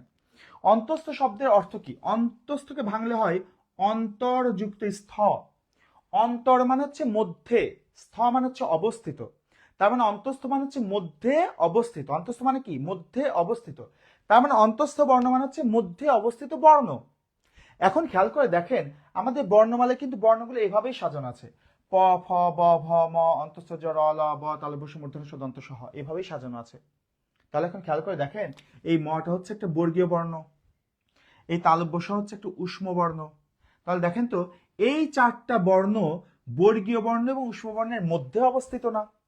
যেহেতু এই চারটা বর্ণ বর্গীয় বর্ণ এবং উষ্ম বর্ণের মধ্যে অবস্থিত, তাই এদেরকে বলা হয় অন্তঃস্থ বর্ণ বা মধ্যে অবস্থিত বর্ণ। ক্লিয়ার? তাহলে মধ্যে অবস্থিত বর্ণ বা অন্তঃস্থ বর্ণ আমাদের কয়টা? চারটা। অন্তঃস্থ বর্ণ কয়টা? চারটা। কি কি? অন্তঃস্থ জ, র, ল, ব। কথা ক্লিয়ার? এখন খেয়াল করেন, এছাড়া আমাদের রয়েছে পরাশ্রয়ী বর্ণ। আমাদের পরাশ্রয়ী বর্ণ রয়েছে তিনটা। পরাশ্রয়ী বর্ণ কয়টা? তিনটা। কি কি? অনুস্বার, বিসর্গ, চন্দ্রবিন্দু। এই তিনটাকে পরাশ্রয়ী বর্ণ কেন বলা হয়? কারণ এই তিনটা বর্ণের নিজস্ব কোনো উচ্চারণ নাই।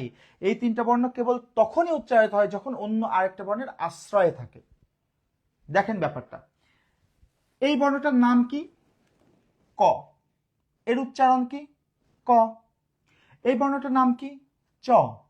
এর উচ্চারণ কি? চ। এই বর্ণটার নাম কি? অনুস্বার। এর উচ্চারণ কি?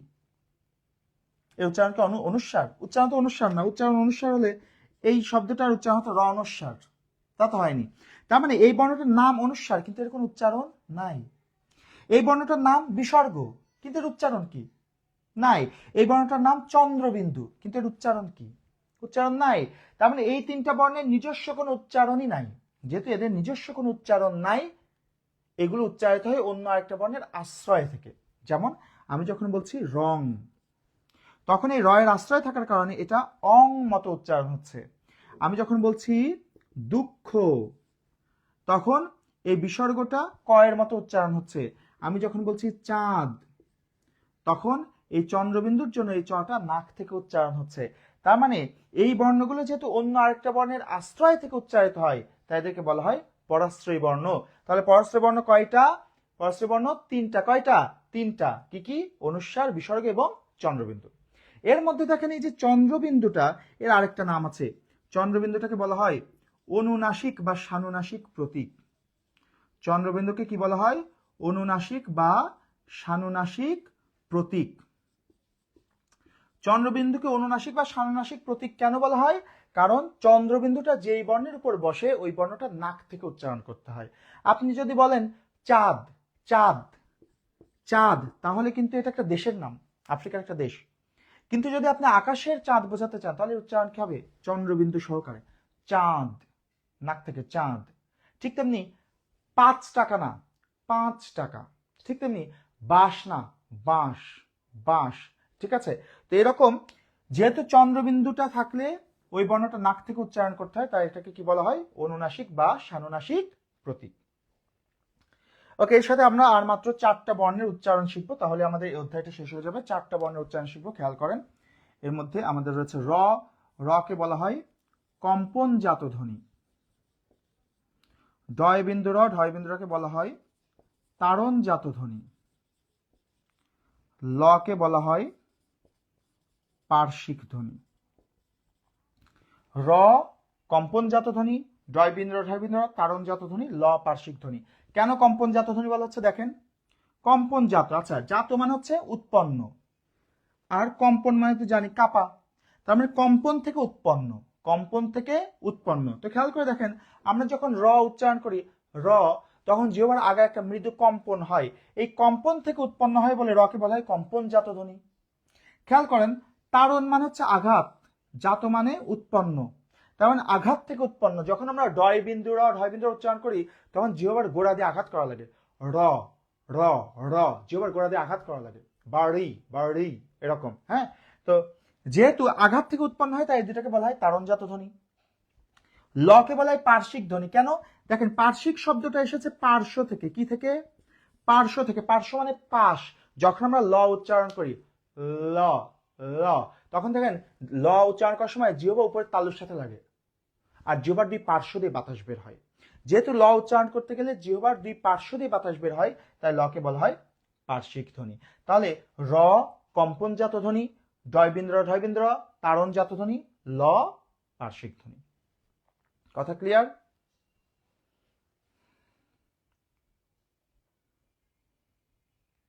বলেন বুঝেছেন কিনা এই পর্যন্ত সব?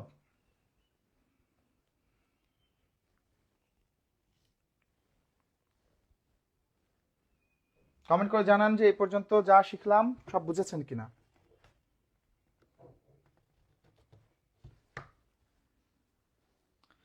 ইয়েস, ওকে, সবাই বুঝেছেন, যাক থ্যাংক ইউ। এখন একটা কাজ করেন সুন্দর করে, এটার একটা স্ক্রিনশট নেন, স্ক্রিনশট নিয়ে নেন।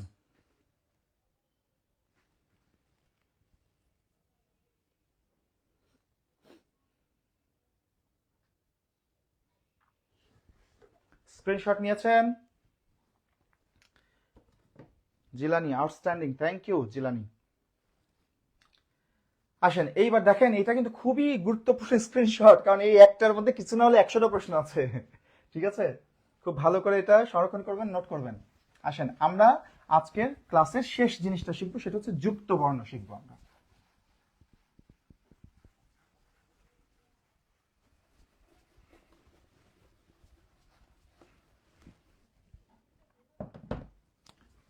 যুক্ত বর্ণ, দুইটা ব্যঞ্জন বর্ণ যখন যুক্ত হয় তাদেরকে তখন যুক্ত বর্ণ বলে। দুইটা ব্যঞ্জন বর্ণ যুক্ত হয় তখন তাকে কি বলে? যুক্ত বর্ণ বলে। হিমু বলছেন শুরু থেকে ক্লাসে যুক্ত হওয়ার কোনো পসিবিলিটি ছিল না, তাই মাত্র যুক্ত হলাম, ইনশাআল্লাহ রেকর্ডেড ক্লাস অবশ্যই করবো। অবশ্যই রেকর্ডেড ক্লাসটা করে নিয়ে দেখেন, দুইটা ব্যঞ্জন বর্ণ যখন যুক্ত হয় তখন সেটাকে যুক্ত বর্ণ বলে। আমাদের যুক্ত বর্ণের মধ্যে কয়েকটা যুক্ত বর্ণ পরীক্ষার জন্য বেশি গুরুত্বপূর্ণ, সেগুলো আমি একটু লিখে দিই, যেগুলো পরীক্ষায় এসে থাকে। এইটা হচ্ছে, আচ্ছা আমি আগে যুক্ত বর্ণগুলো লিখি তারপরে সেগুলো ভাঙছি।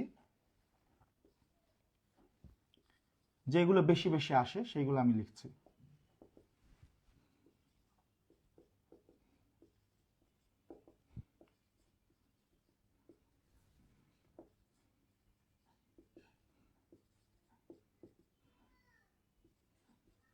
ভালো করে খেয়াল করেন, এই বর্ণটা দেখেন, এই বর্ণটা যখন এরকম গোল হয়ে আসবে, গোল হয়ে আসবে তখন সেটা হচ্ছে কয়ে মূর্ধন্য স। যেমন বক্ষ, দক্ষ, বৃক্ষ, লক্ষ, পক্ষ। যখন এই বর্ণটা এরকম সোজা হয়ে আসবে তখন সেটা হচ্ছে হয়ে ম। যেমন ব্রাহ্মণ, ব্রহ্ম, ব্রহ্মপুত্র। দেখেন যখন এই নিচ থেকে আসবে, কয়ের নিচ থেকে আসবে তখন সেটা কয়ে র ফলা। যেমন বক্র, চক্র। ঠিক আছে, যখন কয়ের পাশ থেকে আসবে তখন সেটা হচ্ছে কয়ে দন্ত স। যেমন কক্সবাজার, বক্স, এরকম। দেখেন হয়ের পাশ দিয়ে যখন যাবে তখন সেটা হয়ে দন্ত ন, হয়ে দন্ত ন। যেমন চিহ্ন, মধ্যাহ্ন, সায়াহ্ন। এরপরে মনে করেন বললাম আহ্নিক। এই বানানগুলো লিখে দিচ্ছে এই শব্দগুলো, কারণ এগুলো পরীক্ষায় আসে, গুরুত্বপূর্ণ। আর যখন হয়ের নিচে থাকবে তখন বুঝবেন সেটা হয়ে মূর্ধন্য ন। যেমন পূর্বাহ্ন, অপরাহ্ন। এই বানানগুলো কিন্তু খুব গুরুত্বপূর্ণ পরীক্ষার জন্য। ঠিক আছে, দেখেন এই বর্ণটা দেখেন প্রথমে ইঙ, এই একটা ফুলের মতো আছে আমাদের, দেখেন ইঙতে একটা ফুল আছে, তাহলে প্রথমে ইঙর ফুলের মতো, তাই প্রথমে ইঙ, তারপর বর্গীয় জয়ের টান, তাই বর্গীয় জ। তাহলে এটা ইঙ বর্গীয় জ। যেমন গঞ্জ, প্রাঞ্জল, অঞ্জলি, শ্রদ্ধাঞ্জলি, মঞ্জুরি। ঠিক আছে, আর এখানে দেখেন প্রথমে বর্গীয় জয়ের মতো আছে তাই প্রথমে বর্গীয় জ, তারপর ইং এর ফুল আছে তাই ইং। তাহলে এটা ঠিক ওটার উল্টো, বর্গে যায় ইং, যেমন জ্ঞান, বিজ্ঞান, অজ্ঞ, বিজ্ঞ, প্রাজ্ঞ, এরকম। এই বর্ণটা কিন্তু অনেকবার পরীক্ষা এসেছে। এই বর্ণটা বেশিরভাগ মানুষ ভুল করে, মনে করে যে মূর্ধন্য স, আর এটাকে দেখে মনে করে ইও, কিন্তু এটা মূর্ধন্য স ইও না, কিন্তু এটা মূর্ধন্য স মূর্ধন্য ন, ভালো করে মাথায় রাখবেন। মূর্ধন্য স মূর্ধন্য ন, যেমন কৃষ্ণ, উষ্ণ, বিষ্ণু, বৈষ্ণব, ঠিক আছে, এরকম। তো যুক্ত বর্ণগুলোর মধ্যে এই যুক্ত বর্ণগুলো বেশি গুরুত্বপূর্ণ। তবে যুক্ত বর্ণের ক্ষেত্রে আরেকটা কথা একটু মনে রাখতে হবে, যে যুক্ত বর্ণকে ভাঙলে তার শেষের বর্ণটা বাদে বাকি সবগুলো নিচে হর্ষ চিহ্ন বসে। যেমন মনে করেন আমি একটা শব্দ লিখি লক্ষ্মী, যদি বলা হয়, যদি আমরা এই যুক্ত বর্ণটা ভাঙি তাহলে কি হয় দেখেন, এর মধ্যে কি আছে এখানে এইটা, তাহলে কয়ে মূর্ধন্য স আছে প্রথমে, তাহলে কয়ে মূর্ধন্য স, তার সাথে আছে ম, তার সাথে আছে দীর্ঘ ই। তাহলে ভাঙলে কি হবে, এই শেষেরটা বাদে বাকি সবগুলো নিচে হর্ষ চিহ্ন বসবে। খেয়াল করেন, যদি আপনাকে শুধু বলে যে এই যুক্ত বর্ণটা ভাঙো, এই যুক্ত বর্ণটা বিশ্লেষণ করলে কি হবে, তাহলে দেখেন, তাহলে কি হবে, কয়ে মূর্ধন্য স, এই যে এটা কয়ে মূর্ধন্য স, তারপরে ম, তাহলে শেষেরটা বাদে বাকি সবগুলো নিচে হর্ষ চিহ্ন হবে। কথা কি বোঝা যায়? ধরেন বললো এই যুক্ত বর্ণটাকে ভাঙো, তাহলে এর মধ্যে কি আছে না, এটা হচ্ছে তয়ে ত, তাহলে তয়ে ত, তার সাথে জ ফলা, তাহলে কি করতে হবে, শেষেরটা বাদে বাকি সবগুলো নিচে হর্ষ চিহ্ন দিতে হবে। বললো এই যুক্ত বর্ণটাকে ভাঙো, তাহলে দেখেন এখানে কি আছে, ত, তার সাথে আছে ম, তার সাথে আছে জ ফলা, জ, তাহলে কি করতে হবে, শেষেরটা বাদে বাকি সবগুলো নিচে হর্ষ চিহ্ন দিতে হবে। যুক্ত বর্ণের ক্ষেত্রে এটাই সবচেয়ে গুরুত্বপূর্ণ কথা, যে যুক্ত বর্ণকে ভাঙলে শেষেরটা বাদে বাকি সবগুলো নিচে হর্ষ চিহ্ন আসবে। পরীক্ষায় যদি প্রশ্ন আসে যুক্ত বর্ণ থেকে, তাহলে এটা মাথায় রেখে উত্তর করবেন। সুন্দর করে একটা স্ক্রিনশট নিয়ে নেন। আমাদের যুক্ত বর্ণের আলোচনা এটুকুই।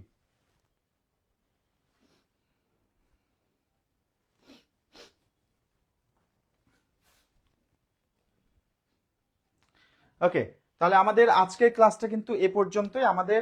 আমরা বাংলা ব্যাকরণের আলোচ্য বিষয় এবং ধ্বনি ও বর্ণ, যুক্ত বর্ণ কিন্তু শেষ করে ফেললাম। আমরা নেক্সট ক্লাসে আমরা ব্যাকরণের আরো 2টা টপিক করব। মানে আমরা যেটা করতে চাই সেটা হচ্ছে যে আমরা ধরেন ধ্বনির আলোচনা, ধ্বনি সংক্রান্ত যে কটা আলোচনা আছে শেষ করে আমরা তারপরে বাংলা সাহিত্যের কোনো ওই প্রাচীন যুগ থেকে আমরা শুরু করে দেবো, ঠিক আছে?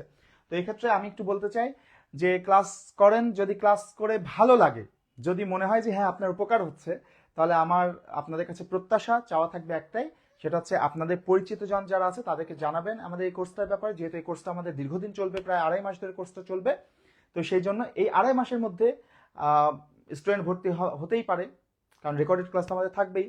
তো আর ক্লাস তো মাত্র একটা হয়েছে, তো আপনাদের পরিচিত যারা আছে তাদেরকে একটু জানিয়ে দেবেন, তাদের কাছে তথ্য পৌঁছাবেন। আমরা আরো স্টুডেন্ট এই কোর্সে ভর্তি করতে চাই। আর আমার একটা সবচেয়ে বড় দুর্বলতা হচ্ছে আমি প্রচারে খুব দুর্বল। হ্যাঁ, ক্লাস হয়তো আল্লাহর রহমতে মোটামুটি ভালোই নিই, খারাপ নিই না হয়তো, কিন্তু এই প্রচারণা আমি খুবই কাঁচা। তা আপনারা একটু আমার পক্ষ থেকে একটু আপনাদের বন্ধু বান্ধব যারা আছে তাদেরকে একটু জানিয়ে দেবেন, ঠিক আছে? তো আজকের ক্লাসটা এ পর্যন্তই শেষ করছি। আপনাদের কাজ থাকবে হচ্ছে আপনারা এই 2 দিন ধরে আমরা ক্লাস 1-এ আমরা যা যা শিখলাম এগুলো সুন্দর করে খাতায় নোট করবেন, এবং সেই নোট করে সেটা ছবি আমাদের এই গ্রুপে, যে গ্রুপে আমরা ক্লাস করছি আমাদের এই গ্রুপে ছবি আপলোড করবেন।